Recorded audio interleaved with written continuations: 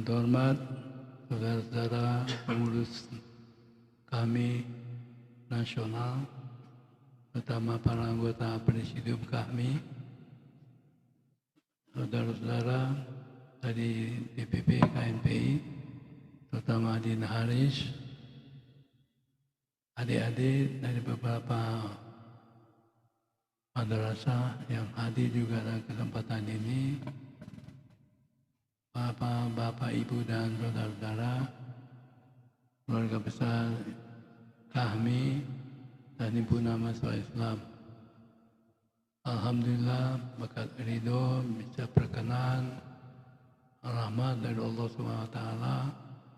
Pada malam hari ini kita melaksanakan pertemuan yang ke beberapa kalinya, terutama dalam rangka kita syiar agama kita Islam, khususnya dalam rangka bulan puasa Ramadan 1442 Hijriah, yang juga nanti akan dilanjutkan dengan tarawih, dan juga insya Allah kita akan mendengar juga sambutan atau ceramah dari seorang tokoh intelektual kita, yaitu Profesor Arif Satria dari Institut Pertanian Bogor. Saudara-saudara sekalian, kita ini semuanya berasal dari satu lingkungan organisasi, khususnya organisasi mahasiswa, yaitu Himpunan Mahasiswa Islam, di mana kita semua mengetahui bahwa tujuan organisasi kita tidak lain adalah terbinanya insan akademis, mencipta dan pengabdi yang bernafaskan Islam dan bertanggung jawab atas terwujudnya masyarakat adil dan makmur yang diridhoi Allah Subhanahu wa Ta'ala. Saya perlu menggarisbawahi terwujudnya masyarakat adil dan makmur yang diridhoi Allah Subhanahu wa Ta'ala. Itulah tujuan daripada organisasi kita. Dan perspektif tujuan, terutama tujuan nasional kita, tujuan kita berbangsa bernegara, atau tujuan proklamasi kemerdekaan kita tidak lain adalah untuk melindungi segenap bangsa dan seluruh tumpah darah Indonesia, memajukan kesejahteraan umum, mencerdaskan kehidupan bangsa, dan ikut melaksanakan ketertiban dunia berdasarkan kemerdekaan, perdamaian abadi, dan keadilan sosial. Dalam bahasa yang lebih padat, tidak lain adalah juga terwujudnya masyarakat adil dan makmur yang berdasarkan Pancasila. Bedanya hanya adalah kalau kita terwujudnya masyarakat adil dan makmur yang diridhoi Allah SWT, kalau tujuan nasional kita juga terwujudnya masyarakat adil dan makmur berdasarkan Pancasila. Menurut pandangan saya, antara tujuan HMI dengan tujuan nasional kita memiliki keselarasan, kalau tidak dikatakan identik, atau mempunyai banyak kesamaan-kesamaan, karena dua-duanya tujuan untuk menunjukkan masyarakat adil dan makmur. Oleh karena itu, khususnya bagi kita, keluarga besar HMI, dalam mewujudkan tujuan organisasi kita, yaitu HMI, yang tujuannya tidak lain adalah terwujudnya masyarakat adil dan makmur berdasarkan Pancasila. Saya ulangi, wujudnya masyarakat makmur yang diridhoi Allah SWT juga tidak lain ada dalam semangat kita untuk mewujudkan tujuan nasional kita, yaitu terwujudnya masyarakat yang makmur yang berdasarkan Pancasila. Dan dalam semangat yang sama, tentu juga tidak lain dalam rangka mewujudkan tujuan organisasi kita, terwujudnya masyarakat yang makmur yang diridhoi Allah SWT. Jadi oleh karena itu tentu saja kader-kader dari organisasi kita, HMI, harapan kita karena memiliki banyak kesamaan dengan tujuan nasional kita, insya Allah mereka pun nanti akan menjadi kader-kader bangsa, kader-kader nasional. Bahkan bukan tidak hanya kader, bahkan bukan tidak mungkin menjadi pemimpin-pemimpin bangsa kita, pemimpin nasional kita. Dan sudah cukup banyak tokoh-tokoh yang datang dari latar belakang kita menjadi pemimpin nasional sesuai dengan bidangnya masing-masing. Salah seorang di antara kita yaitu adalah Haris Pratama. Dia tokoh nasional di bidang kepemudaan yang berasal dari organisasi kita HMI yang sekarang menjadi ketua umum KMPI. Dan saya adalah merupakan penerus, bukan penerus, saya adalah pendahulu beliau. Saya juga adalah pendiri KMPI dan menjadi ketua umum KMPI, dan saya juga berasal dari organisasi yang sama, kita adalah HMI. Kesimpulannya adalah organisasi kita, yaitu HMI, telah banyak menghasilkan tokoh-tokoh nasional di bidangnya masing-masing, di tempatnya masing-masing. Dalam dunia kemahasiswaan, dunia kepemudaan, dunia politik, dunia pemerintahan, dunia politik, saya pernah jadi ketua umum Partai Golkar. Dan banyak junior-junior kita, saya dari HMI, saya didik, saya bimbing, saya arahkan menjadi tokoh dalam organisasi Partai Golkar. Salah seorang misalnya Saudara Ahmad Doli Kurnia dari organisasi kita. Dan bukan tidak mungkin nanti juga akan muncul penerus-penerus. Kesimpulannya adalah organisasi kita HMI adalah organisasi yang melahirkan kader-kader pemuda, kader-kader mahasiswa, bahkan juga kader-kader yang berkiprah dalam organisasi politik, dan juga kader-kader yang berkiprah dalam kehidupan kebangsaan kenegaraan kita dengan berbagai posisi-posisi yang mereka dapatkan di tempatnya masing-masing.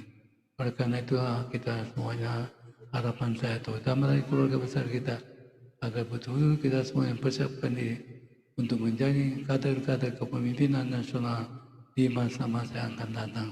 Saya kira itulah satu sambutan singkat yang dapat saya sampaikan.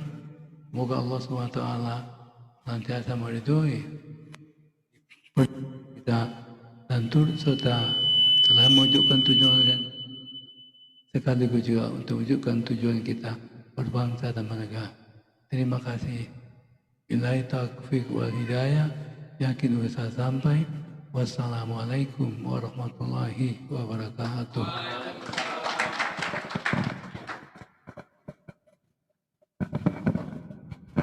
Selanjutnya dipersilakan Dinda Haris Pertama, Ketua Umum DPP KMPI, untuk memberikan sambutan. Nanti beliau.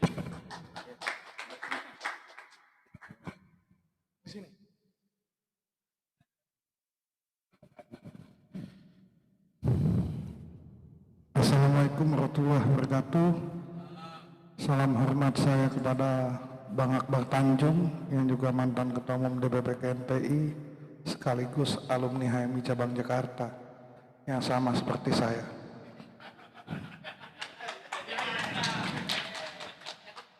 Salam hormat saya kepada seluruh presidium, khususnya koordinator presidium KAHMI Bang Viva Yoga bersama abang-abang presidium KAHMI yang lain yang hari ini yang hari ini diwakili oleh Abang Dasekjem, Bang Manimbang. Nah, kebetulan juga saya juga bagian dari sahabat Sekjem KAHMI. Salam hormat saya kepada seluruh alumni ya, HMI se-Indonesia, juga kawan-kawan HMI se-Indonesia. Juga tak lupa kebanggaan saya Kak Nina yang selalu mendampingi Bang Akbar dalam perjalanan kehidupan politik serta kehidupan pribadi.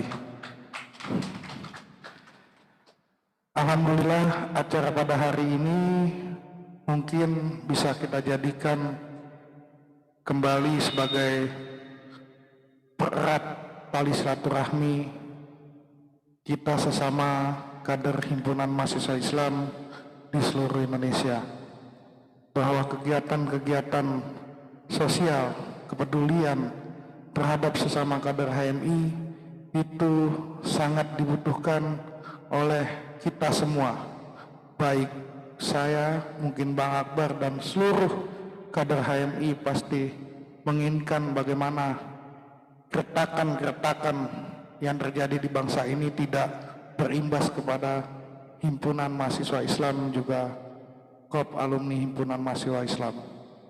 Saya berterima kasih kepada MKHMI. Alhamdulillah ide yang saya berikan kepada Bang Andi Faisal sudah dijalankan, bahwa memang masih banyak saudara-saudara kita yang sehimpunan yang membutuhkan kepedulian kita sesama kader HMI, dan semoga ini bisa berlanjut.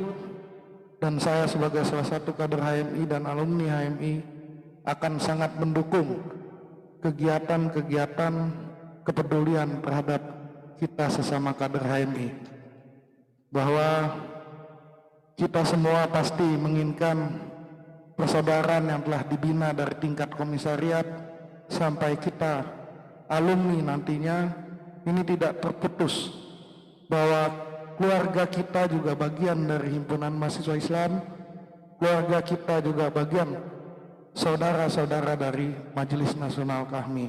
Mungkin sekian dari saya. Billahi taufiq wal hidayah. Wassalamualaikum warahmatullahi wabarakatuh.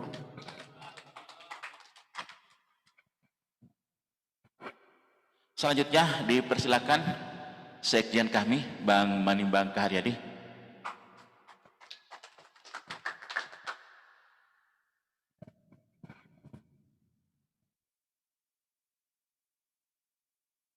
Bismillahirrahmanirrahim.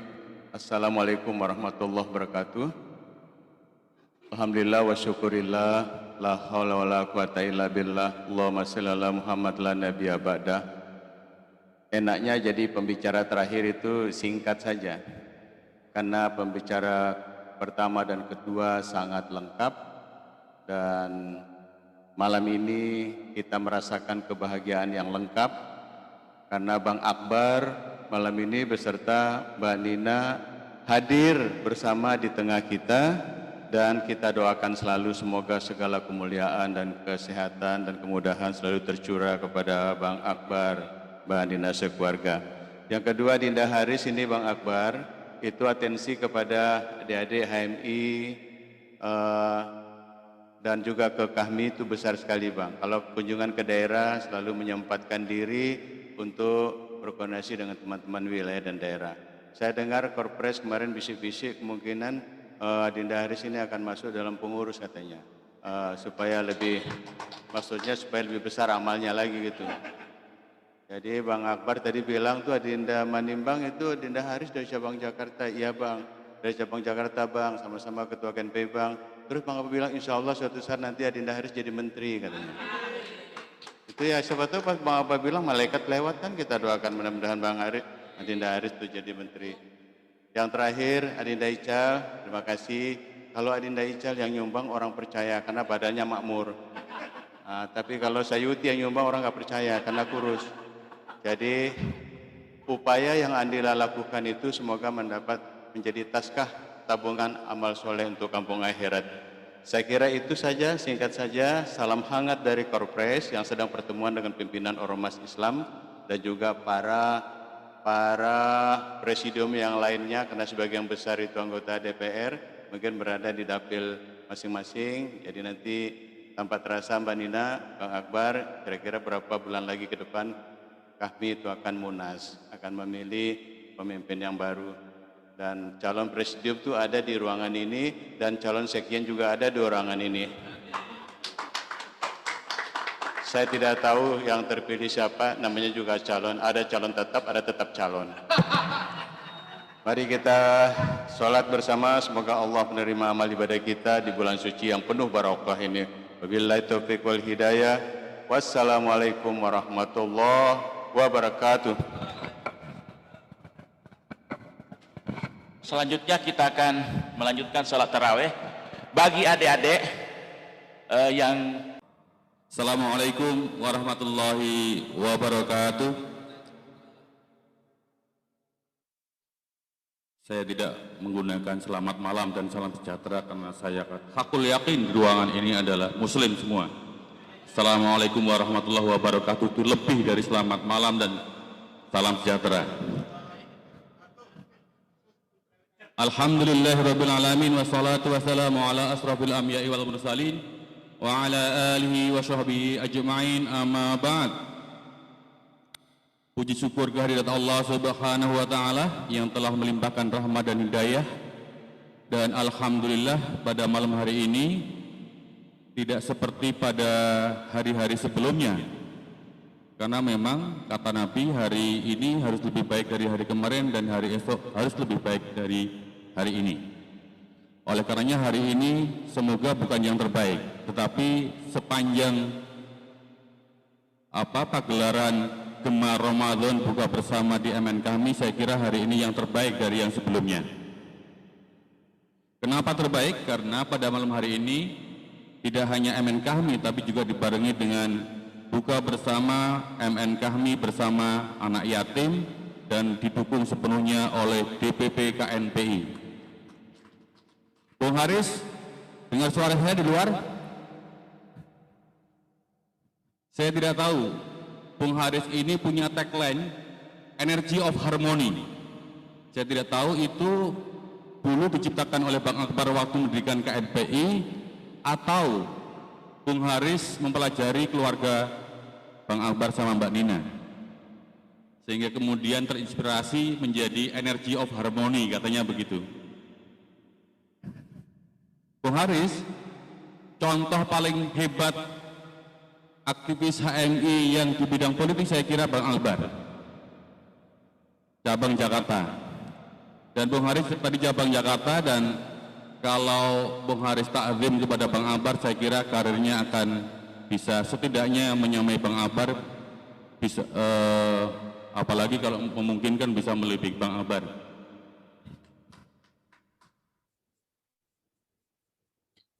Kakanda Akbar Tanjung, Kakanda Manimbang, Kakanda Nasir Biasani, kakanda yang lain dan junda-junda yang lain yang saya hormati, yang saya muliakan.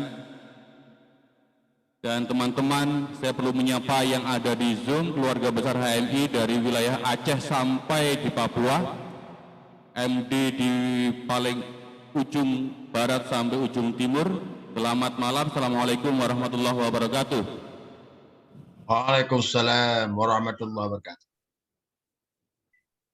Terutama terkhusus, wabil khusus yang biasa dipanggil dengan guru besar Prof. Arif Satria, Rektor IPB, tapi malam ini menjabat sebagai Al-Muharram karena mengisi tauziah di malam habis tarawih di MN kami. Tema pada malam hari ini mengasah kualitas rohani di era krisis. Tadi saya kira sudah diawali dengan langkah yang begitu luar biasa, begitu mulia, karena diawali dengan sebelum sholat tarawih bersama tadi, diawali dengan berbagi dan berbaginya kepada keluarga besar HMI.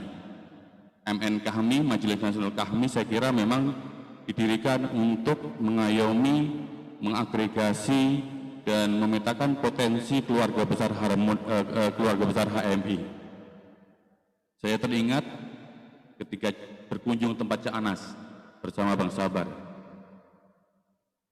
Kata Cak Anas, saya sebelumnya tidak pernah berpikir kenal dengan teman-teman yang datang pada hari ini. Saya tidak pernah berpikir bahwa saya ada di sini dan akan dikunjungi oleh teman-teman yang datang kali ini. Dan itulah HMI. Kita disatukan oleh himpunan mahasiswa Islam. Himpunan yang tidak sekedar berhimpun, kata Cak Anas, bersaudara di HMI melebihi saudara sedarah. Luar biasa. Dan saya kira makna itu sudah disalurkan dengan rapi oleh Bang Akbar, Bang Manimbang, Bang Haris tadi ketika berbagi dengan sesama keluarga besar Himpunan Mahasiswa Islam. Kembali ke topik pembicaraan pada malam hari ini, Al-Muharram Arif Satria diminta untuk menyampaikan orasi ilmiahnya dengan tema mengasah kualitas rohani di era krisis. Kualitas rohani kemarin disampaikan begitu luar biasa oleh Bang Sabri yang meniupkan ruh, dan ruh itu akan kembali kepada pangkuan Allah Subhanahu wa Ta'ala. Kualitasnya seperti apa di zaman krisis, yang di dalam tema ini krisis ini dibuka lebar-lebar.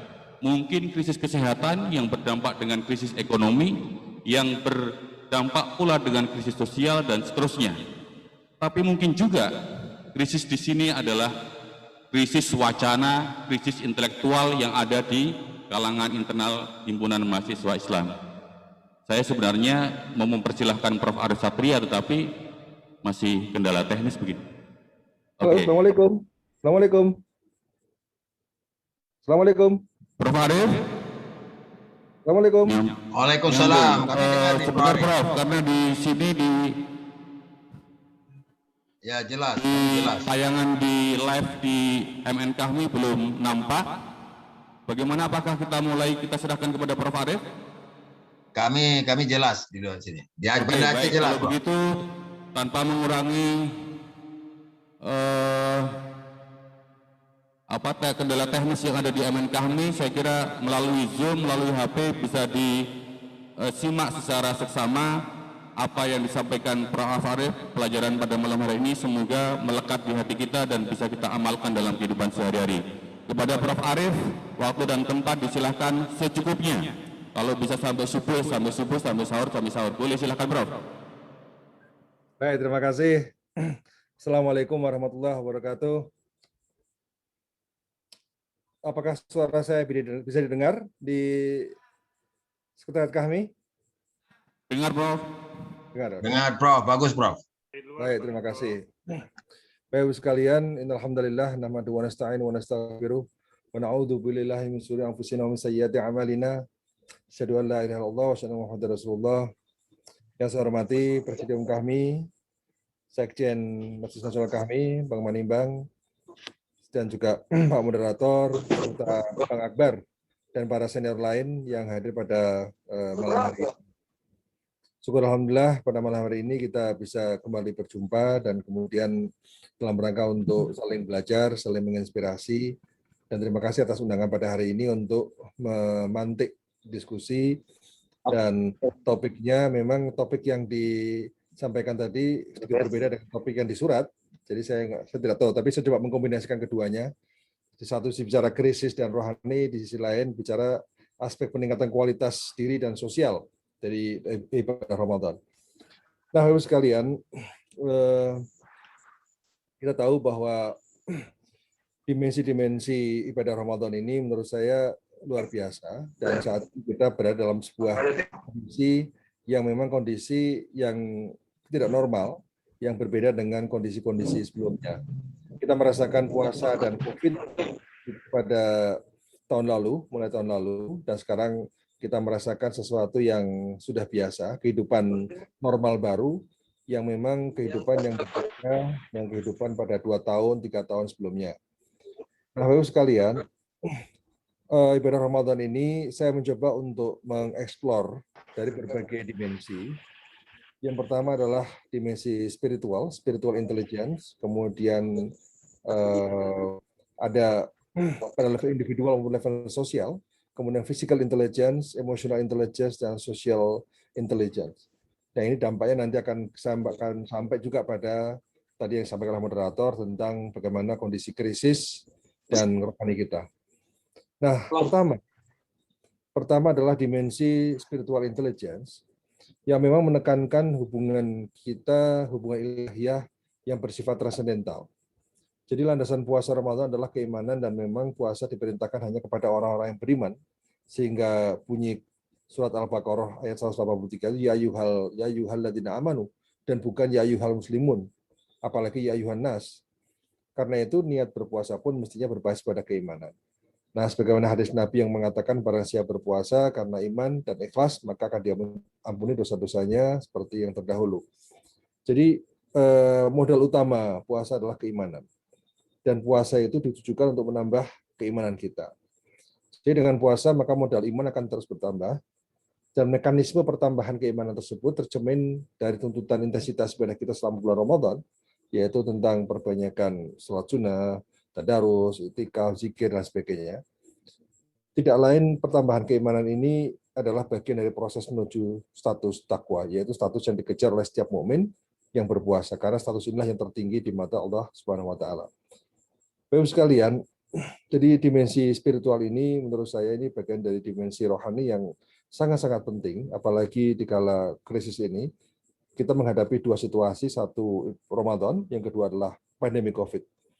Jadi pada saat yang sama memang ini adalah ujian kesabaran, spiritual intelligence, keyakinan itu membawa kita bahwa memang kondisi COVID ini dalam kondisi puasa. Nah, puasa semakin menyadarkan kepada kita karena puasa itu membuat kebeningan hati, kebeningan jiwa, kebeningan pikiran kita, sehingga kita mampu melakukan refleksi secara lebih luasa, lebih utuh, ya, dan lebih holistik terkait dengan impact puasa ini. Nah, jadi pemahaman kita memang semakin kita beriman kepada Allah Subhanahu wa taala karena pada bulan puasa ini, kemudian semakin membuka cakrawala kita bahwa COVID ini adalah merupakan tuntutan dan perintah Allah Subhanahu wa taala agar kita ini benar-benar melakukan tata ulang, install ulang kehidupan. Jadi menginstal ulang kehidupan itu berarti melakukan riset ya. Kalau bukan research, bukan riset ya. Jadi menginstal ulang tata kehidupan kita karena dianggap kehidupan kita ini mungkin sudah melewati batas-batas di mana ketentuan Allah Subhanahu wa taala. Nah, jadi dimensi spiritual intelligence dari puasa menyadarkan kita sekali lagi bahwa krisis ini membuat kita semakin sadar tentang pentingnya install ulang tata kehidupan. Nah, Bapak sekalian, dimensi yang kedua adalah dimensi physical intelligence, ya, yang menekankan benefit orang berpuasa secara biologis. Jadi kalau tadi secara spiritual, sekarang kita bicara secara biologis. Secara biologis berarti berpuasa sangat menyehatkan karena semua orang tahu kita mau operasi pun harus berpuasa. Jadi puasa ini merupakan aktivitas detox yang penting bagi tubuh kita. Saya itu pernah memanggil para ahli gizi di IPB. Saya menanyakan diet yang paling bagus apa? Apakah keto? Apakah diet yang lain? Ya, semua diet punya kelemahan. Kemudian beberapa pakar gizi yang saya panggil itu kemudian menyampaikan bahwa, Pak, ngapain capek-capek, ngapain repot-repot kita ngurus diet gizi, diet macam-macam. Diet terbaik adalah puasa. Jadi sebenarnya puasa ini merupakan satu mekanisme biologis juga yang sangat penting untuk tubuh kita. Ya. Dan kalau tubuh kita ini sehat, ya, maka tentu jiwa kita juga sehat, ya. Dan biasanya kalau tubuh yang sehat terdapat jiwa yang sehat dan itu menjadi modal kita untuk bisa menjalankan tugas-tugas sebagai khalifah fil ardh. Nah, kalau kita bicara tentang tubuh yang sehat, kemudian jiwa yang sehat. Nah, jiwa yang sehat ini juga menjadi salah satu dimensi penting dalam puasa. Jadi sekali lagi, pertama adalah bicara tentang spiritual, yang kedua tentang fisikal, ya. Kemudian yang ketiga kita bicara tentang dimensi self-control dan emotional intelligence. Jadi hakikat bulan puasa ini kan pengendalian diri. Ya. Jadi puasa ini melatih orang untuk mampu mengendalikan diri, baik dalam aspek nafsu ya, maupun emosi. Jadi kontrol terhadap nafsu biologis ini juga makin dilatih, tentu kita tidak bisa makan sembarangan, pembatasan secara syariah tentang konsumsi makanan dan minuman, ya. Juga kontrol terhadap nafsu ekonomi juga dilatih, seperti perintah perbanyakan sedekah, ya. Kemudian kontrol terhadap emosi juga dilatih, seperti menahan amarah. Kita harus lebih sabar, lebih mampu mengelola emosi sehingga berdampak pada perilakunya terhadap orang lain. Dan ini yang dimaksud dengan kuatnya emotional intelligence. Jadi dalam berbagai literatur, emotional intelligence ini terdiri dari beberapa aspek ya. Pertama adalah self-awareness. Orang-orang yang memiliki emotional intelligence-nya bagus berarti memiliki self-awareness yang bagus. Kita tahu kita ini siapa. Bagaimana perasaan kita, bagaimana karakter kita itu seperti apa. Orang tahu. Jadi bukan orang tahu, diri kita tahu sendiri. Kita tahu terhadap bagaimana karakter kita sendiri. Kalau orang tidak tahu ciri dirinya, tidak tahu karakter dirinya, artinya dia sudah kehilangan satu aspek dalam emotional intelligence. Jadi ketika kita sudah tahu kita ini pemarah atau bukan, kita ini emosional atau bukan, kita ini temperamen atau bukan, nah kita harus tahu siapa diri kita. Itu yang disebut sebagai self-awareness. Kemudian kedua adalah aspek yang kedua adalah self-management. Jadi self-management itu bagaimana kita bisa mengelola diri dengan emosi-emosi yang saat ini ada, ya, dengan emosi yang kita miliki, dengan karakter tadi pada aspek yang pertama tadi, terus bagaimana kita ini membawakan diri, itu namanya self-management. Yang ketiga adalah aspek empati. Empati itu bagaimana kita merasakan perasaan orang lain. Jadi kalau orang memiliki emotional intelligence, artinya orang akan selalu memahami apa yang dirasakan oleh orang lain. Itu empati. Dan kemudian yang terakhir adalah relationship management. Jadi mengelola hubungan. Jadi kalau kita mampu berempati, biasanya kita akan mampu mengelola hubungan. Nah, jadi puasa ini menurut saya dimensinya sangat-sangat penting sekali untuk sekali lagi memperkuat emotional intelligence sebagai salah satu instrumen kita untuk tadi kontrol diri, pengendalian diri. Nah, sehingga kuatnya emotional intelligence ini dicirikan dengan kekuatan kita dalam self-awareness, kemudian dalam self-management, dalam empati, dan juga dalam relationship management. Jadi kita tahu tentang kondisi diri kita, kemudian kita tahu tentang bagaimana kita membawakan diri, bagaimana kita juga bisa merasakan perasaan orang lain, kemudian bagaimana kita juga mengelola hubungan dengan orang lain. Nah, jadi sekalian, Bang Akbar dan para senior semua, ujung dari kekuatan emotional intelligence ini adalah good interpersonal skill. Jadi kalau kita ini memiliki relationship management, maka ujungnya adalah good interpersonal skill, memiliki skill dalam membina hubungan dengan orang lain. Dengan demikian sebenarnya puasa ini melatih kita untuk mengelola emosi diri, yang selanjutnya dapat menciptakan hubungan sosial yang baik. Jadi kalau Bapak sekalian,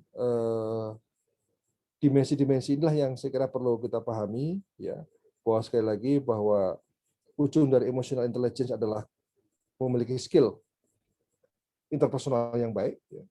Sehingga puasa ini sebenarnya adalah melatih kita untuk bisa memiliki hubungan sosial yang baik.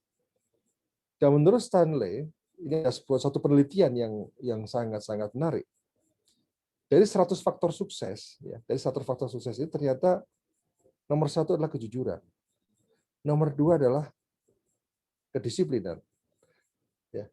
Nomor 3 itulah good interpersonal skill. Jadi yang membuat kita ini sukses itu ternyata bukan IQ, bukan nilai kita, bukan IPK kita, bukan di mana kita sekolah, tapi ternyata ditentukan oleh sejauh mana kita mampu berhubungan baik dengan orang. Inilah satu faktor yang sangat-sangat penting untuk membuat kita ini bisa diterima secara sosial. Nah, Bapak-Ibu sekalian, tadi saya sudah bicara tentang 3 dimensi, ya. 1 dimensi spiritual, 2 dimensi fisikal, yang ketiga adalah dimensi emotional intelligence. Yang keempat adalah dimensi social intelligence. Jadi bagaimana kita juga memiliki kecerdasan tertentu dalam membangun kehidupan sosial. Dengan modal interpersonal skill tadi, dengan modal kita memiliki hubungan sosial yang baik, maka kita diharapkan memiliki kemampuan untuk menciptakan sebuah kehidupan sosial yang lebih luas. Nah, jadi Bapak sekalian, dalam emotional intelligence ini, kalau orang memiliki emotional intelligence yang baik, kemudian diikuti oleh kemampuan kita untuk dengan integritas yang baik, maka itu membuat orang semakin nyaman dengan kita. Maka itulah yang menjadi modal dalam social intelligence. Jadi social intelligence ini, ya, kalau dalam bahasa Fukuyama, social capital itu dibentuk oleh 3 aspek. 1 adalah norma, kemudian kedua adalah trust, yang ketiga adalah jejaring, network. Nah, jadi emotional intelligence, dimensi emotional intelligence itulah menjadi fondasi bagi terbentuknya jejaring sosial dan juga terbentuknya trust. Biasanya jejaring itu tercipta karena ada trust, karena ada rasa saling percaya. Ya. Bapak-Ibu sekalian, puasa ini dalam bulan puasa, Ibu sekalian, bulan puasa ini sudah membuat kita ini relatif lebih percaya pada orang lain. Ya. Jadi puasa ini kita ketika masih kecil, oh ya jangan bohong, misalnya kalau sering mengatakan seperti itu, puasa ini melatih kita untuk lebih jujur dan memaksa orang lain, memaksa kita semua untuk berkata yang benar. Ya. Dan itu membuat orang yang berpuasa itu menjadi relatif lebih dipercaya pada saat dia berpuasa daripada pada saat dia tidak berpuasa. Artinya, puasa ini menjadi menjadi kekuatan orang untuk menjadi dipercaya. Ya. Coba bayangkan sekarang pada saat kita puasa, merasakan betul kan? Pada saat puasa ini, perasaan kita kepercayaan kita pada orang lain itu lebih tinggi daripada tidak pada bulan puasa. Ya. Nah, karena itu, masalah kepercayaan ini, ya, masalah trust inilah yang kemudian oleh Fukuyama dianggap sebagai suatu modal sosial yang sangat-sangat berarti bagi kemajuan ekonomi. Jadi negara-negara maju hampir semua terbentuk karena high trust society, masyarakat dengan rasa saling percaya yang tinggi. Dengan rasa saling percaya yang tinggi, maka memudahkan orang untuk berkolaborasi. Kenapa logikanya ada hubungan antara high trust society dengan kemajuan sebuah bangsa? Nah, biasanya kemajuan sebuah bangsa itu ada kemajuan inovasi. Inovasi bisa tercipta karena apa? Karena umumnya melalui mekanisme kolaborasi. Kolaborasi bisa tercipta karena apa? Karena adanya rasa saling percaya. Karena adanya trust. Dan trust tercipta karena adanya integritas. Integritas semakin kuat karena adanya tadi kejujuran, berkata benar dan sebagainya. Jadi sebenarnya kalau kita lihat, kita rangkaikan, dimensi sosiologis puasa ini sangat dahsyat sekali, tidak saja dimensi individual, tapi juga punya makna sosial makna sosiologis yang cukup besar. Ya. Karena apa? Karena tadi bahwa puasa membentuk individu yang berintegriti, membuat kita dipercaya, memudahkan kolaborasi, memudahkan kita bisa banyak berinovasi, berkreasi, dan pada akhirnya membuat banyak inovasi, dan inovasi punya andil pada kemajuan ekonomi. Nah, jadi mengapa negara Jerman begitu maju? Mengapa negara Korea Selatan begitu maju sekarang? Kenapa Jepang begitu maju sekarang? Saya kira bukan datang tiba-tiba, tapi ada sebuah kondisi, ada prakondisi sosiologis yang sangat penting untuk kita cermati sebagai sebuah prasyarat kemajuan sebuah bangsa. Nah, sebenarnya puasa ini sudah melatih kita 1 bulan kita dilatih untuk menjadi orang yang dipercaya. 1 bulan kita menjadi orang yang semata-mata 1 bulan ini kita tercipta high trust society. Tapi yang penting itu adalah 11 bulan setelah puasa ini. Apakah kita masih dipercaya? Apakah high trust society masih terbentuk? Masih melekat pada diri kita? Kemampuan kita untuk membangun trust society saya kira menjadi penting sekali. Tadi sekali lagi trust society, high trust society menjadi modal untuk kemajuan, untuk inovasi kemudian kemajuan bangsa. Nah, tapi juga pada saat yang sama high trust society juga diperkaya dengan kehidupan solidaritas sosial karena orang-orang semakin peduli, ada mekanisme zakat, ada infak, ya, ada sedekah dan selama pada bulan puasa. Nah, jadi kira-kira Bapak Ibu sekalian itulah 4 dimensi yang menjadi sesuatu yang sangat-sangat penting untuk kita renungkan sebagai dimensi-dimensi kita dalam menjalani ibadah Ramadan. Sekali lagi adalah dimensi spiritual, kemudian kedua adalah dimensi fisikal, kemudian dimensi sosial. Nah, jadi ketika empat dimensi itu ada dan kemudian sehingga kita meyakini bahwa puasa sebenarnya bukan saja membentuk diri kita sebagai sebuah pribadi yang hebat, akan tapi menjadikan kita orang yang menjadikan kita sebagai agen ciptakan high trust society, masyarakat dengan rasa saling percaya yang tinggi. Nah, sebenarnya apa yang terjadi pada bulan puasa ini sekaligus menggodok ya, sekaligus mempertajam pemahaman kita terhadap karakteristik Rasul. Rasulullah itu memiliki 4 karakteristik ya. 4 karakteristik Rasulullah itu yaitu yang disebut dengan sifat. Sifat itu apa? Sifat itu adalah sidik, fatonah, amanah, dan tabligh. Sidik itu berkata benar, jujur, yang itulah pada saat bulan puasa orang semakin dipaksa untuk bersifat sidik. Ya.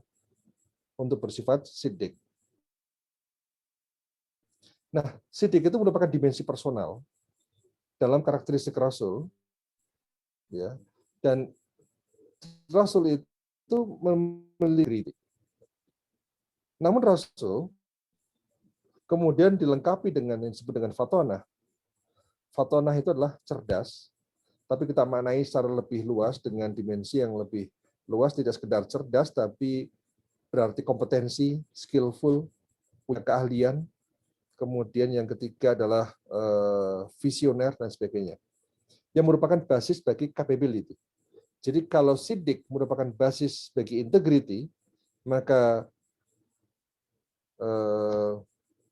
fatonah adalah basis untuk capability. Nah, kalau itu merupakan basis bagi capability, artinya apa? Artinya Rasul itu punya integritas yang bagus, punya kapabilitas yang bagus, dan kapabilitas itu tercermin dalam tindakan-tindakan beliau sehari-hari, termasuk dalamnya adalah kemampuan beliau dalam memformulasikan visi masyarakat yang dicita-citakan.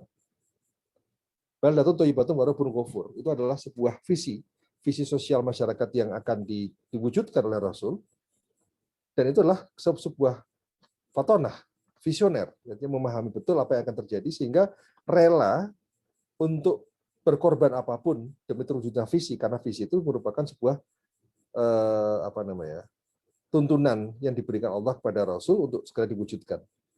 Nah, pemahamannya yang sangat kuat terhadap visi tersebut memunculkan keberanian-keberanian untuk bisa melakukan perlawanan, untuk bertahan, untuk berjuang dengan segala resiko. Resikonya itu jauh lebih tinggi daripada resiko keberadaan kita hari ini. Oleh karena itu, Bapak sekalian, tadi soal sidik, soal fatonah, yang berarti ada integritas, ada kapabilitas. Nah, integritas plus kapabilitas sama dengan amanah.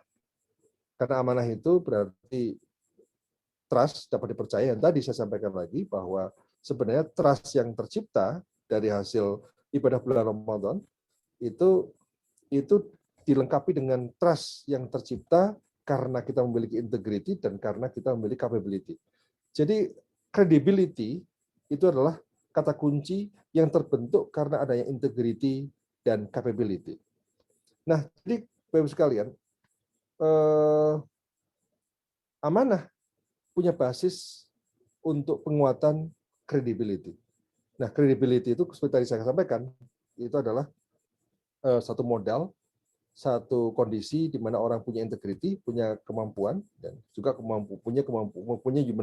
punya interpersonal skill yang sangat baik. Dengan amanah inilah, maka kita sudah berpikir bahwa Rasul memiliki kemampuan membangun jejaring, memiliki kemampuan mengorganisasi, ya. Jadi memiliki kemampuan organisasi, memiliki kemampuan berjejaring, itu hanya bisa terjadi kalau punya integrity, punya capability, punya amanah, punya trust, dipercaya oleh orang lain. Nah, pada akhirnya ujungnya adalah tabligh. Tabligh itu artinya apa? Artinya menyampaikan. Menyampaikan itu berarti menyampaikan pesan. Berarti komunikasi. Tapi sebenarnya tidak sekedar menyampaikan pesan, tapi lebih dari itu, tabligh itu adalah menginspirasi. Inspirasi. Apa itu inspirasi? Inspirasi itu adalah menggerakkan pikiran dan tindakan orang lain untuk mengarah pada kemajuan atau pada perubahan. Jadi tabligh itu penyampaian kita kepada orang lain agar orang lain melakukan perubahan. agar suasana berubah, agar kondisi berubah, dan lain sebagainya. Nah, tablik itu bisa tercapai, bisa kita laksanakan dengan baik kalau kita punya amanah. Dengan bahasa yang lebih sederhana gini, bahwa kita akan menyuruh orang untuk berubah kalau orang itu percaya pada kita. Jadi orang akan mendengar apa yang kita katakan kalau orang percaya pada kita. Orang akan melakukan apa yang kita inginkan kalau orang itu percaya pada kita. Nah, jadi dengan kata lain, Bapak-Ibu sekalian, bahwa tablik itu adalah merupakan satu mekanisme untuk kepentingan sebuah transformasi. Ya. Jadi sekali lagi bahwa sidik merupakan basis bagi integrity, fatonah basis untuk capability, amanah basis untuk credibility, tablik merupakan basis untuk transformasi. Nah, jadi yang kita harapkan sebagai teman-teman di KAHMI, di KNPI, Ketua KNPI hadir, dan Bapak sekalian, adalah ujungnya baldatun, toyibatun, warabun, kufur sebagai sebuah visi besar yang harus diwujudkan. Yang ini bisa tercipta kalau tabliknya sukses. Jadi tablik yang sukses perlu strategi komunikasi, perlu strategi dakwah, tapi yang lebih penting lagi bahwa pelaku-pelaku komunikator, pelaku-pelaku dai, pelaku-pelaku orang yang menyampaikan pesan, orang yang berkomunikasi, orang yang menginspirasi adalah orang-orang yang memiliki basis legitimasi. Mengapa basis legitimasi? Baik legitimasi secara moral, legitimasi sosial, bisa juga legitimasi secara apapun, karena dia punya amanah, punya status sebagai orang yang dapat dipercaya. Nah, jadi Bapak-Ibu sekalian, itulah pada akhirnya kita sampai pada sebuah proses kepemimpinan. Ya. Jadi sifat Rasul itu yang disingkat sifat, sidik, fatonah, amanah, dan tablik, itu adalah merupakan landasan leadership. Kepemimpinan yang relevan dan universal sejak zaman dulu hingga hari ini. Sampai mendatang. Jadi leadership itu tentu prinsip-prinsipnya adalah prinsip sidik, harus ada, integrity, prinsip fatonah, capability harus ada, prinsip amanah, credibility harus ada, dan prinsip menginspirasi, menyampaikan pesan, mengencourage, berkomunikasi, menyampaikan pesan, memberdayakan, yang ujungnya adalah transformasi. Karena leadership sebenarnya pada ikannya bicara soal transformasi. Nah, jadi Bapak sekalian, itulah kira-kira gambaran singkat tentang hikmah puasa secara individual, yang kemudian punya dampak secara sosial, ya.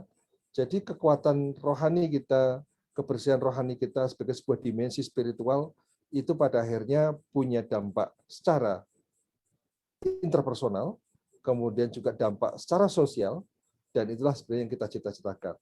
Nah, semoga bulan puasa ini adalah bulan yang mampu mendorong kita meningkatkan kemampuan tadi, satu spiritual kita, fisikal kesehatan kita, emotional intelligence kita, kesabaran, kontrol, pengendalian diri, kebeningan hati, kebersihan, dan lain sebagainya. Yang ujungnya itu merupakan basis bagi interpersonal skill, bagi social relationship, bagi kehidupan sosial, ya. Tapi ujung-ujungnya adalah kita mampu melakukan perubahan. Jadi itulah proses yang coba kita rangkai-rangkai untuk mewujudkan satu cita-cita besar bahwa Indonesia harus menjadi bangsa yang baldatun thayyibatun warabun ghafur. Ya, dengan agen-agen orang-orang KAHMI adalah orang-orang yang mampu menyampaikan tabligh dengan efektif, orang yang amanah, dapat dipercaya, orang memiliki kapabilitas, memiliki integritas. Nah, sehingga tadi sidik itu kontekstual. Sidik itu bersifat kontekstual sesuai dengan dimensi ruang dan waktu. Jadi sidik yang diterapkan pada zaman Rasulullah tentu harus kita kontekstualisasi untuk hari ini dan untuk masa mendatang.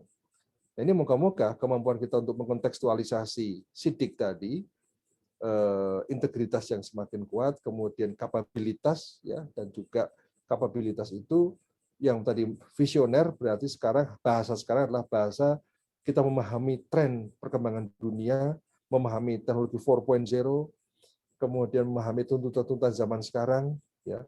Kemudian yang ketiga adalah amanah, yang credibility, yang keempat adalah tabligh, adalah transformasi. Nah, jadi Bapak sekalian, itu prinsip-prinsip leadership yang harus kita gunakan.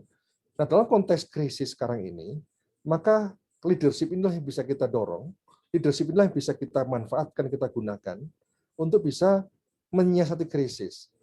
Karena krisis itu pada hakikatnya adalah sebuah percepatan perubahan. Kita COVID ini, sadar atau tidak sadar, kita ini sebenarnya sudah berubah. Bayangkan Pak Moderator, dulu yang namanya 2 tahun lalu itu kita bicara kuliah online, itu setengah mati meyakinkan orang. Apa itu kuliah online? Apa itu kuliah daring? Itu nggak kebayang sama sekali. Tapi dikasih COVID, orang dipaksa kuliah daring. Jadi merupakan percepatan perubahan. Jadi kita coba untuk berpikir positif, ya, berpikir positif dalam arti berpikir bahwa ada hikmah semua di balik krisis ini. Nah, memang dalam krisis ini memang kita perlukan apa yang kita perlukan ya tadi, leadership tabligh, apa gerakan-gerakan transformasi apa yang harus kita dorong, kita gunakan sebagai wujud syukur kita. La in syakartum la azidannakum wa la in kafartum inna adzabi lasyadid. Barang siapa bersyukur, maka kita akan ditambah. Barang siapa kufur, maka azab Allah maha pedih. Ayat itu turun pada saat Nabi Musa dikejar-kejar Fir'aun. Jadi ketika Nabi Musa kejar Fir'aun, kemudian umatnya itu dikejar, nah kemudian selamat. Karena Fir'aunnya mati, ya. Selamat dari kejaran Fir'aun. Tapi orang Bani Israel itu mengeluh terus. Ya Musa, ini kok kondisi kok nggak benar terus ini? Kok susah makan, susah ini, suasananya panas, pokoknya serba mengeluh. Itu kan dia baru saja lepas dari krisis. Ya. Krisis politik, ya, krisis sosial, karena dia harus berhadapan dengan Fir'aun. Kemudian diselamatkan oleh Tuhan. Kita juga sama, kita ini sekarang berada dalam krisis. Kita diselamatkan oleh COVID, diselamatkan dari COVID. Ya. Nah sekarang kemampuan kita bersyukur itu akan seperti apa? Dulu pada zaman Nabi Musa, Bani Israel dikenal orang yang kurang bersyukur. Nah, sehingga ayat-ayat dalam Al-Quran yang berkaitan dengan bersyukur kebanyakan menyangkut Bani Israel. Nah, oleh karena itu, ayat itu turun, la in syakartum la azidannakum wa la in kafartum inna adzabi lasyadid. Ya. Jadi ayat itu turun agar apa? Allah mengingatkan, kamu itu udah saya bebaskan dari secara politik dari kerjaan Fir'aun, bebaskan secara sosial dari belenggu Fir'aun. Bersyukur, jangan mengeluh terus. Nah, sekarang kita sama, kita ini alhamdulillah sudah sehat. Ada yang kena COVID seperti saya, sudah sembuh. Ada yang belum kena COVID, ya apa, moga-moga semua sehat semua, kita semua terbebas dari COVID. Itulah yang ditunggu adalah kemampuan kita mensyukuri ini. Mensyukuri dengan apa? Bukan meratapi dan kemudian meratapi kondisi yang ada, tapi bagaimana tadi? Melakukan proses-proses transformasi untuk mengarah ke depan, yaitu tabligh tadi. Tabligh, kita harus banyak menginspirasi, banyak menyampaikan pesan, tapi ujungnya adalah pada perubahan. Kita melakukan proses pemberdayaan, melakukan perubahan-perubahan yang kita perlukan sebagai bentuk adaptasi terhadap lingkungan baru, sebagai bentuk wujud syukur kita karena kita diberi akal, kita sadar bahwa ini adalah peringatan dari Allah, agar kita menginstal ulang tata kehidupan kita, secara ekologis kita harus berubah, secara sosial kita harus berubah, secara teknologi kita harus berubah, secara spiritual, nah tentu kita juga berubah. Karena apa? Semakin yakin bahwa ini adalah ujian yang kecil dari Allah yang membuat kita ini porak-poranda di dunia. Yang membuat kita ini harus sadar bahwa kita harus melakukan proses perubahan. Kita install ulang kehidupan kita dengan spirit baru, dengan mindset baru, dengan cara-cara baru, ya. Dan itulah moga-moga kita tergolong sebagai orang-orang yang bersyukur. Nah, untuk modal itulah maka tadi saya sampaikan tentang leadership yang bisa melakukan transformasi. Karena perubahan memerlukan kepemimpinan. Dengan prinsip-prinsip sidik, fatonah, amar, dan tabligh, insya Allah kita semua menjadi orang-orang yang bersyukur dan sekaligus menjadi orang yang mampu menciptakan baldatun thayyibatun warabun ghafur. Demikian pengantar dari saya. Terima kasih. Assalamualaikum warahmatullahi wabarakatuh. Waalaikumsalam warahmatullahi wabarakatuh. Boleh tepuk tangan yang meriah. Yang di rumah, di Zoom, melalui Zoom juga boleh tepuk tangan sama keluarganya. Prof, di sini Bang Sekjen ini hampir menghabiskan 3 lembar kertas HVS untuk mencatat orasi dari Prof. Terus imam sholat isya dan taraweh Ustadz Usman manggut-manggut dan acungi jempol apa yang disampaikan Prof tadi. Rangkaian tema yang tidak jelas tadi menjadi konstruksi yang begitu luar biasa, dan semoga ini semua menjadi inspirasi bagi kita. Bang Sekjen, Ustadz Usman itu tadi katanya cabang Jakarta. Tapi saya perlu mengklarifikasi bahwa di MN Kahmi ini tidak hanya cabang Jakarta. Ketua panitianya itu Ketua Bako Sulawesi, Bang Andi Faisal Jolong. Dan narasumber kita yang tadi dielulukan oleh Ustadz Usman itu Prof. Arif Satria, ini cabang, saya yakin bukan cabang Jakarta yang pastilah, cabang Bogor. Tapi lahirnya di Pekalongan. Bang Akbar itu cabang Jakarta, tetapi belakangnya ada Putri Solonya.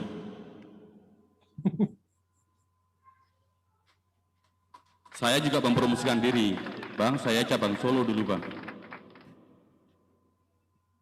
Ya, moderator namanya Muslih, Prof. Yap. Cabang Solo, bukan cabang Jakarta.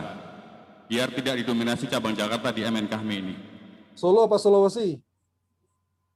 Kembali ke materi yang disampaikan Prof, intinya bahwa pandemi COVID bukan halangan bagi kita, tetapi justru menjadi energi besar untuk melakukan perubahan. Karena ini kesempatan, dan bulan puasa menurut yang disampaikan Prof tadi, ada 4 dimensi, dimensi spiritual, dimensi biologis.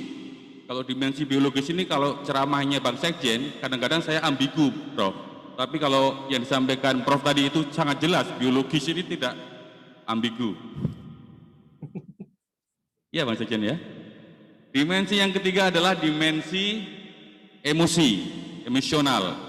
Dan dimensi yang keempat adalah dimensi sosial. Jika puasa kita itu bisa melampaui 4 dimensi itu kita kelola dengan baik, maka menurut Prof kita akan menghasilkan orang-orang yang punya interpersonal skill dan social relationship skill gitu ya. Yang itu semua kata kuncinya kalau dalam diri pribadi orang yang, atau kalau puasa itu lakum tatakun, tetapi karena buku yang dibaca adalah bukunya Fukuyama, maka tadi interpersonal ini akan mempunyai karakter yang pertama, mempunyai integritas yang tinggi. Yang kedua, mempunyai kapasitas, kualitas, dan profesionalitas. Itu satu rumpun lah. Kemudian yang ketiga, punya relationship yang baik, membangun yang kata Fukuyama tadi menjadi modal sosial, kapital sosial kita. Dan ternyata menurut Prof, ini semua sama seperti sifat-sifat Nabi, Siddiq, Fatonah, Amanah, dan Tabligh. Dan itu yang diperlukan hari ini untuk menanggulangi krisis bagi orang-orang keluarga besar HMI yang berhasil melampaui puasa ini dengan 4 dimensi tadi, akan kemudian menjadi orang-orang agen-agen untuk melepaskan kita semua dari krisis yang kita alami bersama. Begitu Prof ya? Tadi moderator kelihatannya nggak nyimak, tapi saya memperhatikan dengan seksama, Bro. Bapak Ibu sekalian, dibuka sesi tanya jawab. Saya kira luar biasa tadi materi yang disampaikan Prof. Silakan Pak Ustadz kalau mau bertanya di ruangan ini, di Zoom silakan teknisi untuk membuka Zoom-nya kepada teman-teman yang ada di rumah. Oh, dari Zoom dulu. Boleh dari Jawa Timur. Silakan dari keluarga besar yang melalui Jawa Timur ada itu. Dari Jawa Timur ada itu. Dari Jawa Timur. Dari Jawa Timur. Jawa Timur, siap.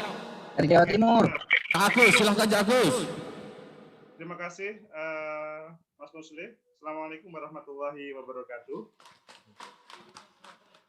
Alhamdulillah sangat senang pada malam hari ini bisa bertemu Prof. Arif Satria. Saya Sekum Majelis Wilayah KMI Jawa Timur, Prof. Arif.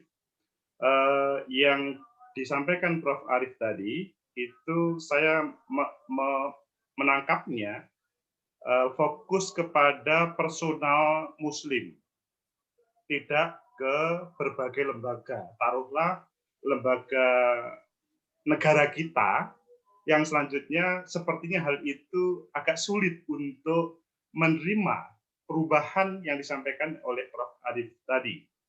Jadi kalau seorang muslim, personal mungkin iya, tetapi negara kelihatannya kok berbeda.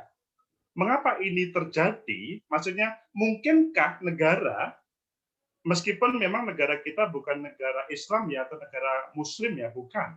Tetapi mayoritas para pengelola negara, bahkan presidennya pun muslim. Tetapi hal itu saya melihatnya kok tidak sinergi dengan pesan tersebut kepada personil muslim tadi. Mohon pencerahannya, Bro. Oke, terima kasih, Cak. Pesannya sudah sampai.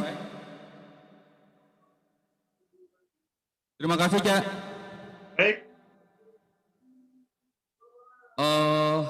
Kalau langsung saya mengantarkan jawaban karena Prof. Arif ini belum menjadi anggota kabinet.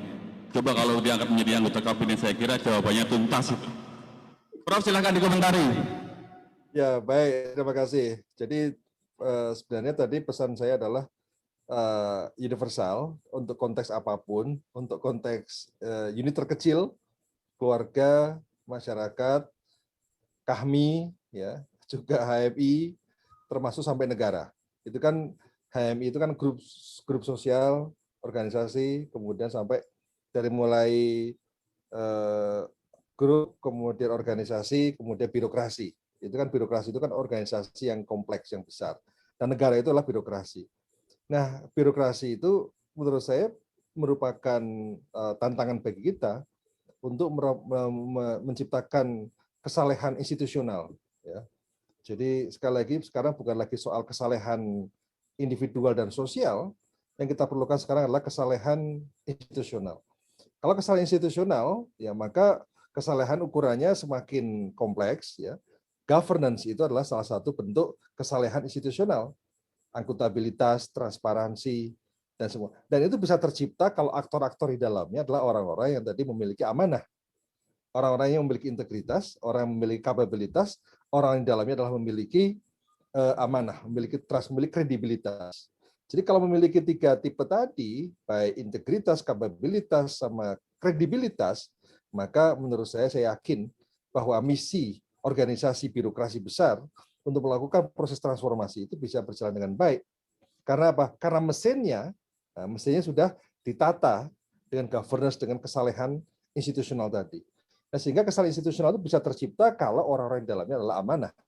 Ya. Nah, sehingga yang sekarang kita dorong adalah bagaimana membuat alumni HMI atau kader-kader HMI adalah kader-kader yang memiliki integritas, memiliki kapabilitas, dan kapabilitas itulah yang sekarang harus kontekstual sekali lagi. Kontekstual berarti mengikuti perkembangan teknologi hari ini, mengikuti aspek digitalisasi, mengikuti perkembangan disruption hari ini, ya. Nah, sehingga kita ini dalam pemikiran nantinya kita menjadi orang dipercaya untuk masa depan. Karena apa? Karena kita tahu masa depan. Problem hari ini adalah kita ini sekarang dianggap hanya tahu masa lalu. Nah, sehingga kalau kita hanya dianggap tahu masa lalu, memiliki kompetensi untuk masa lalu, maka sejauh mana relevansi kita untuk hadir memimpin di masa depan. Ini menjadi persoalan. Oleh karena itu kita harus kita yakini bahwa HMI, kami merupakan bagian dari masa depan, sehingga kapabilitas, future capability yang kita miliki, future skill yang kita miliki, future practice yang kita lakukan, bukan lagi segala sesuatunya sifatnya adalah meniru masa lalu. Masa lalu penting karena hari ini adalah bagian dari masa lalu. Tapi untuk masa depan, nah kita harus create sesuatu yang berbeda. Kata Abraham Lincoln, the best way to predict the future is to create it. Cara terbaik untuk memprediksi masa depan adalah dengan cara menciptakannya hari ini. Jadi capability itu harus benar-benar diasah untuk konteks hari ini dan masa depan. Dan saya yakin kalau itu kami dan HMI akan sangat relevan dan akan eksis di masa depan. Terima kasih. Amin. Terima kasih, Prof. Yang dari Zoom ada yang bertanya atau menyampaikan pendapatnya? Ada moderator, ada izin moderator. Silakan sebutkan nama, asal. Ya, Kalau perlu terima kasih, identitas moderator. KTP-nya tampilkan. Wih, Terima ya silakan Bang Ali. Terima kasih moderator. Saya Ali dari cabang Jakarta. Jadi kami moderator cabang Solo, saya cabang Jakarta, anak buahnya Pak Sekjen. Tapi saya sekarang tinggal di Bekasi. Saya ingin bertanya sedikit ke Prof. Arif. Assalamualaikum Prof. Arif. Waalaikumsalam. Saya ingin bertanya Prof, kaitan dengan social trust tadi, bagaimana pendapat Prof. Arif tentang pemimpin yang tidak punya social trust tadi gitu loh. Nah, misalnya banyak janji-janji, banyak berbohong dia gitu kan. Apakah kita wajib mengikuti Jakarta yang mana ini? Jakarta yang mana nih? Apakah kita wajib mengikuti pemimpin yang seperti ini? Kaitan tadi dengan yang disampaikan oleh Prof. Arif tentang sifat syirik dari Rasulullah. Pemimpin kan harus mempunyai sifat yang syirik, yang berkata benar, tidak berbohong, tidak mengumbar janji-janji. Terkait dengan kesalahan institusional tadi, bagaimana kalau pemimpin tertinggi sebuah institusi misalnya? Oke Bang Ali, atau pesannya sudah ditangkap. Tidak mempunyai social trust tadi. Bagaimana pendapat Arif? Terima kasih. Assalamualaikum warahmatullahi wabarakatuh. Prof, kita tunggu sekalian penanya yang dari live di MN kami ya. Silakan. Baik. Bang Yudi, Bang Jai.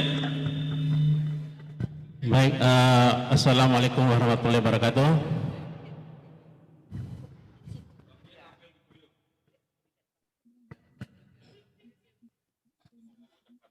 Baik, bismillahirrahmanirrahim. Assalamualaikum warahmatullahi wabarakatuh.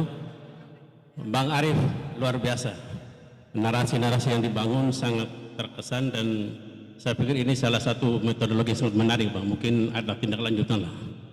Ada beberapa hal yang saya tangkap. Yang pertama begini, Bang. Terkait dengan leadership management. Tadi Abang menekankan ada salah satu aspek itu. Leadership management. Apakah bagaimana sehingga kemudian refleksi dari kerohanian sosial, refleksi dari spiritual seorang itu bisa merubah leadership management gitu Bang, baik secara institusional maupun secara pribadi. Tolong dijelaskan itu Bang. Sekian, terima kasih.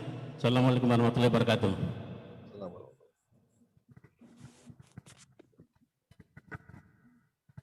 Yang dari bacakan sekalian.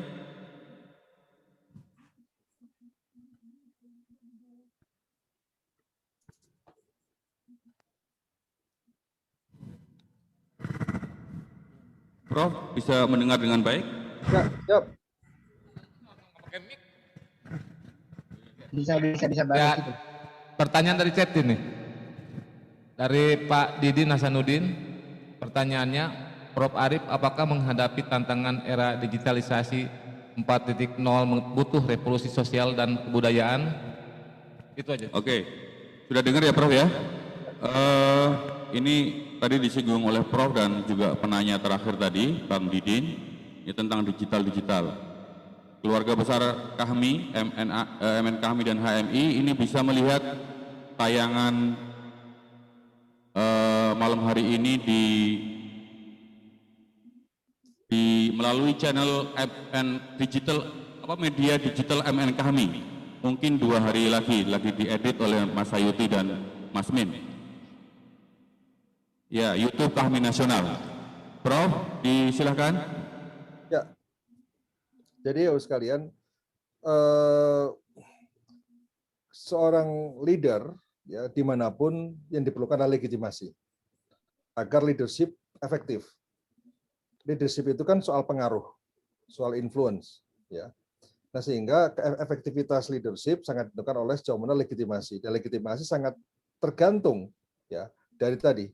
Legitimasi itu sangat tergantung dari satu integrity, kemudian kedua adalah capability. Nah, 2 hal itu menjadi satu komponen yang sangat penting karena legitimasi itulah salah satu bentuk credibility. Jadi legitimasi, credibility itu hampir mirip, setara lah kira-kira. Orang yang legitimate biasanya orang kredibel. Orang kredibel pasti legitimate. Ya. Nah, sehingga yang sekarang kita dorong adalah ya bagaimana agar kita semua, pemimpin kita, dimanapun, ya berproses terus untuk bisa meningkatkan credibility, yang artinya meningkatkan integrity dan meningkatkan capability. Jadi segala sesuatunya memang kita yang terjadi sekarang ini kan high trust society, kita itu masih tergolong low trust society. Kita ini tidak percaya.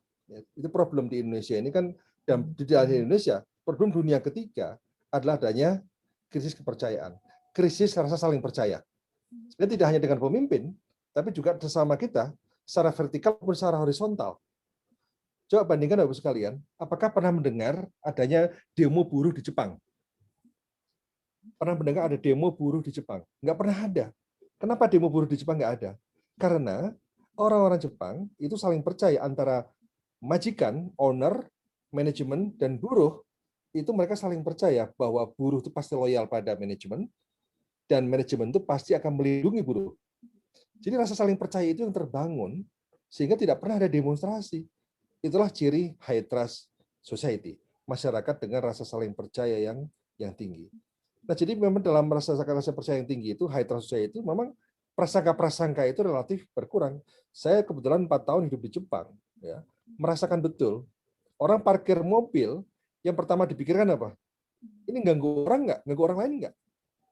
Kita naruh barang di jalan, ini ganggu orang lain nggak? Jadi semua orang berpikir ganggu orang lain nggak? Jadi orang itu pasti nyaman, karena apa? Karena kita yang dipikirkan oleh orang lain. Orang lain mikirin kita, saling memikirkan kenyamanan. Itulah ciri-ciri high trust society, masyarakat dengan rasa saling percaya. Nah, sehingga ketika dalam suasana kehidupan tanpa prasangka, kehidupan yang begitu tenang, itulah creativity yang akan meningkat dengan baik. Kreativitas itu akan meningkat dengan baik, sehingga karena orang nyaman, karena tidak ada prasangka-prasangka yang macam-macam, karena orang saling percaya, sehingga kerjasama juga semakin mudah. Kita ini contoh masyarakat di negara dunia ketiga, masyarakat yang memang sulit bekerjasama. Coba koperasi kita, jadi coba organisasi kita, kerjasama seperti apa? Karena basis trust-nya kan rendah. Karena basis rendah, apapun juga hidup penuh dengan kecurigaan, penuh dengan prasangka-prasangka. Nah, sehingga memang itulah yang terjadi di dunia ketiga yang disebut sebagai low trust society. Masyarakat dengan rasa saling percaya yang rendah, yaitu masyarakat yang penuh dengan prasangka, yang pada akhirnya sulit untuk berkreasi, sulit untuk berimajinasi, sulit untuk berkolaborasi, ya, sehingga tidak jadi apa-apa. Ekonomi pada akhirnya juga tidak akan semaju negara-negara yang memiliki basis sosial kapital yang baik. Ya. Nah, jadi Bapak sekalian, kemudian yang kedua tadi kembali soal tadi ya, kepemimpinan tadi. Jadi pada prinsipnya kepemimpinan itu berlaku dimanapun, ya, di Kahmi pun, di IPB, di kampus, dimanapun itu. Saya kira kita bulan puasa itu momentum untuk mengeksplor di balik sifat-sifat Rasul tadi, sifat tadi, sidik, fatonah, amanah, dan tabligh ini sebagai sebuah renungan, ya, agar kita menjadi insan-insan akademis, pencipta, pengabdi, ya kan, yang wow, yang relevan terhadap peradaban hari ini, yang kita ini benar-benar hadir tidak seperti menjual disket, tapi kita menjual cloud, menjual apa ya. Jadi saya sampaikan kepada adik-adik HMI, adik-adik GMNI, adik-adik PMKRI, GMKI dan sebagainya, ormas-ormas itu, IMM dan sebagainya. Seringkali saya sampaikan bahwa OKP itu seringkali masih menjual disket. Di saat orang ini sekarang tidak ada yang butuh disket. Artinya menjual program itu seperti menjual disket, program masa lalu. Tidak ada program-program kekinian menghadapi masa depan seperti apa. Karena HMI tidak bisa hadir untuk mengkonstruksi kader sebagai kader yang adaptif terhadap era sekarang, ya hampir pasti kita akan menjadi dinosaurus, ya. Jadi yang kita tidak inginkan adalah jangan sampai kita menjadi dinosaurus. Dinosaurus itu terjadi karena tidak mampu merespons perubahan, tidak mampu beradaptasi terhadap perubahan, sehingga punah. Ya. Jadi Darwin mengatakan bahwa yang survive itu, yang hidup itu, bukanlah yang terpintar, bukanlah yang terkuat, tapi yang responsif terhadap perubahan. Nah, sehingga yang kita harapkan nih kami HMI itulah sebagai komunitas yang adaptif terhadap perubahan dan mampu merespons perubahan. Merespons bukan melawan perubahan, karena perubahan akan menjadi keniscayaan. Yang abadi adalah perubahan di dunia ini. Nah, itulah yang harus kita, perubahan itu bukan orang lain yang menciptakan. Kalau orang lain menciptakan, maka kita akan menjadi follower. Tapi kalau kita yang menciptakan perubahan, kita akan menjadi leader. Nah, sekarang persoalannya, kita akan menjadi leader atau menjadi follower. Nah, pertanyaan Kang Didin tadi yang terakhir tentang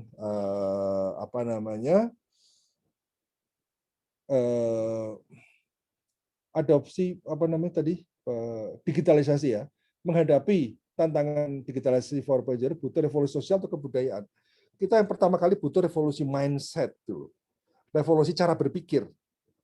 Jadi kalau cara berpikir kita itu ada dua sifat. Satu adalah yang disebut sebagai growth mindset, yang satu lagi adalah sebagai fixed mindset.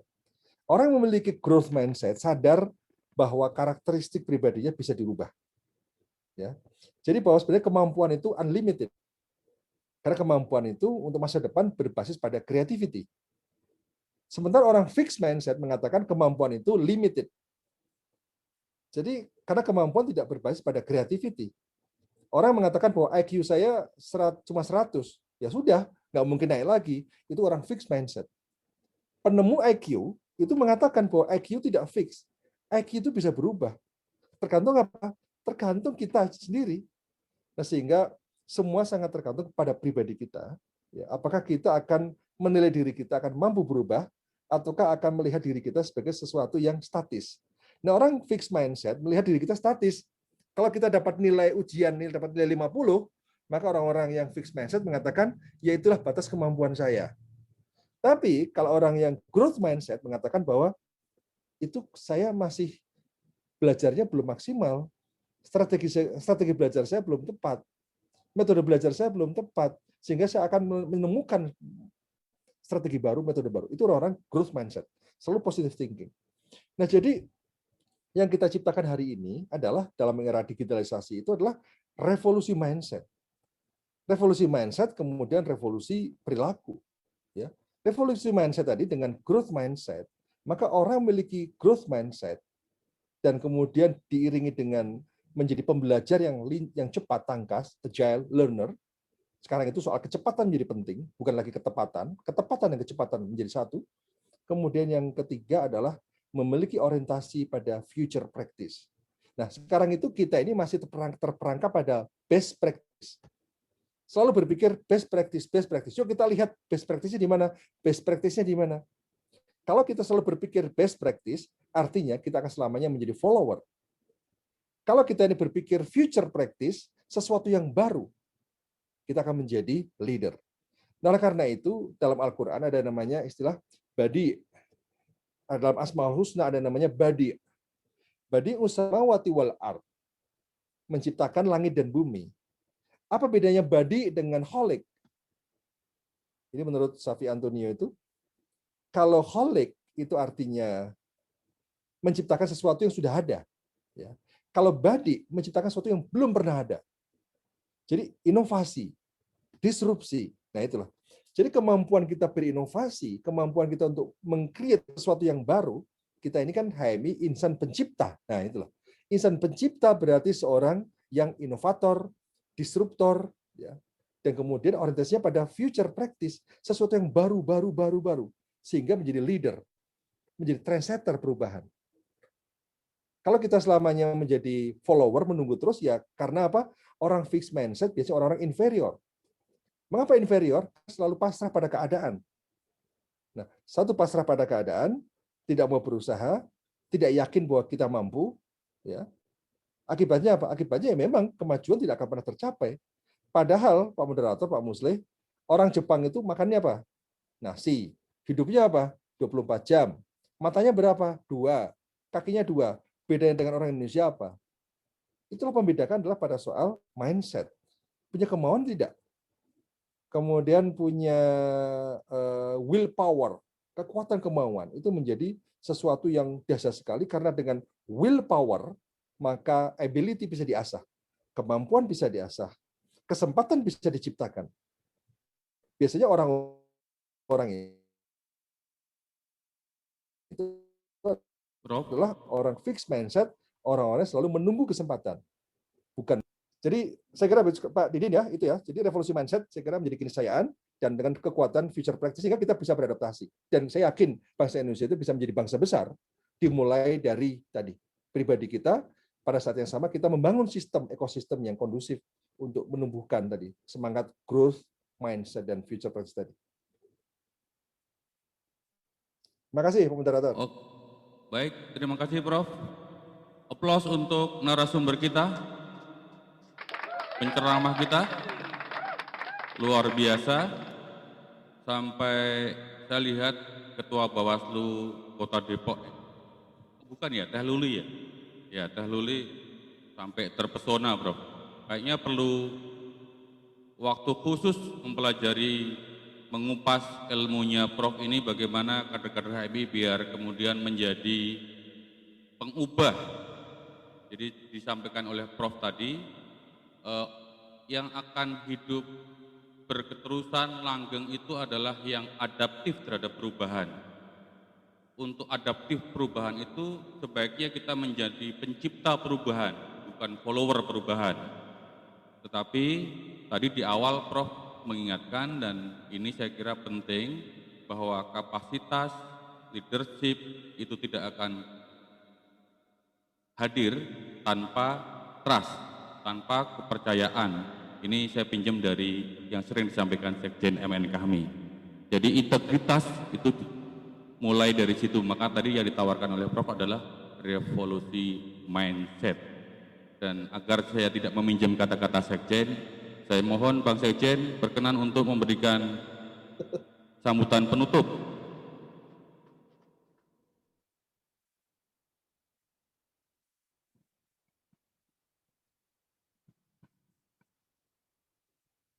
Alhamdulillah wa syukurillah, la haula wala quwata illa billah, Allahumma shalli ala Muhammad la nabiyya ba'dah. Bang Akbar dan Mbak Nina yang masih setia bersama kita, teman-teman wilayah dan daerah yang masih setia mengikuti secara online. Prof Arif malam ini benar-benar menginspirasi kita, memotivasi kita, dan dalam pandangan saya beliau mewakili 5 tradisi yang menjadi trademark utama kita di dalam HMI ini, Istana Akademis, Pencipta, Pengabdi yang bernafaskan Islam dan bertanggung jawab.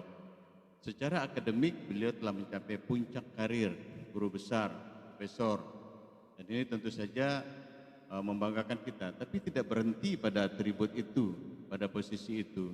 Beliau juga adalah insan pencipta, dan kita tahu, dan malam ini kita beri apresiasi bahwa di bawah kepemimpinan Prof Arif mampu membawa IPB menjadi ranking 1 perguruan tinggi ternama di Indonesia.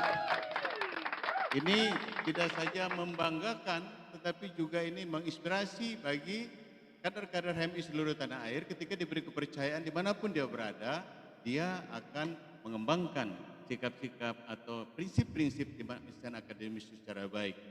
Yang bernapaskan Islam, jelas kita saksikan malam ini. Ternyata beliau tidak hanya piawai dan pandai memberi nutrisi secara fisik, secara